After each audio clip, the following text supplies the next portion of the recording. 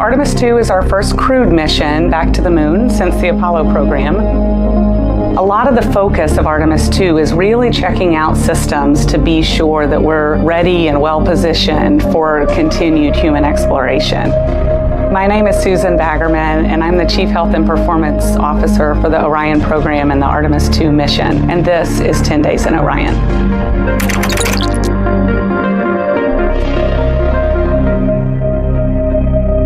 For this mission, the crew will launch in the Orion spacecraft on top of the Space Launch System rocket, or the SLS rocket.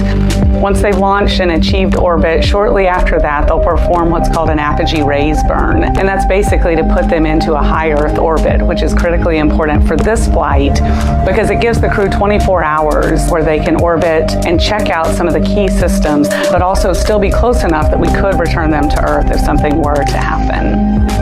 One of their first priorities is conducting a rendezvous and prox ops demonstration. This is basically just a chance to check out the Orion handling qualities and what it would be like to dock to another spacecraft. They'll continue on checking out many of the different critical Orion systems. They'll be looking at things like oxygen levels within the vehicle, how the CO2 scrubbing system is performing, check out some of the critical medical systems, and be sure that we understand how the crew would do that successfully within the volume of Orion. We also have, of course, systems to feed the crew. They have a potable water dispenser that they'll check out. And then we also have a food warmer. Kind of looks like a suitcase that the crew can use to heat their food. They're also going to check out the flight wheel system. We'll have the crew perform some initial exercises. Part of that is to ensure that the flight wheel is actually working, but part of it is actually to be sure that our environmental control systems are actually working. For sleeping, the crew will sleep in sleeping bags. Some crew members like to be very tightly bound up, and some like to float very free. For the most part, they can sleep wherever they want within the Orion vehicle. They'll attempt things that may seem pretty easy to do here on Earth, but that are much harder to do in microgravity.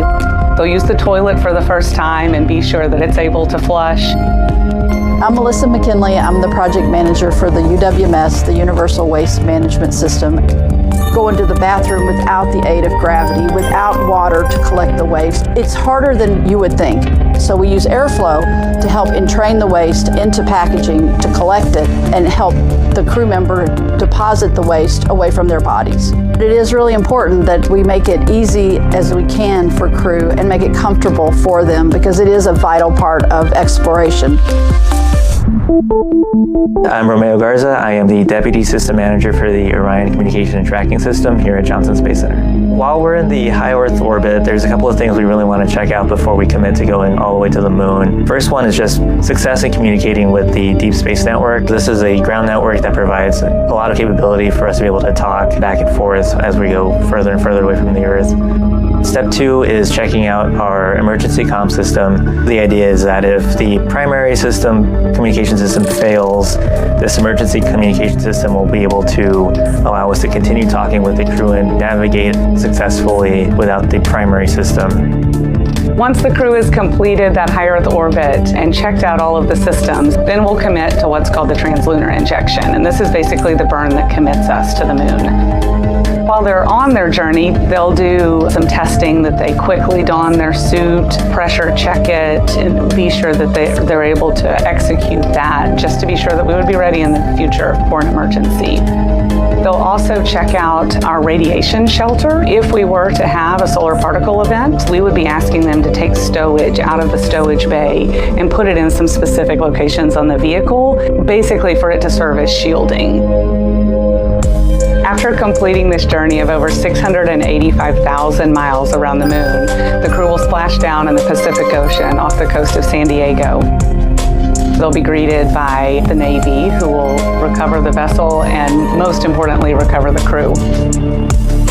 This mission has been an absolute monumental effort by a large team of people within the human health and performance area.